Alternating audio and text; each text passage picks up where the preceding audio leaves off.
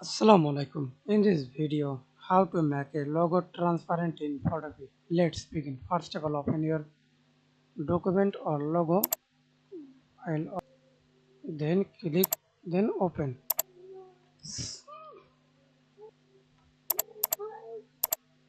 Okay, then first of all, remove the background. Use magic wand tool or quick selection tool. Selection object as you wish. Example, use magic wand tool, tolerance 32.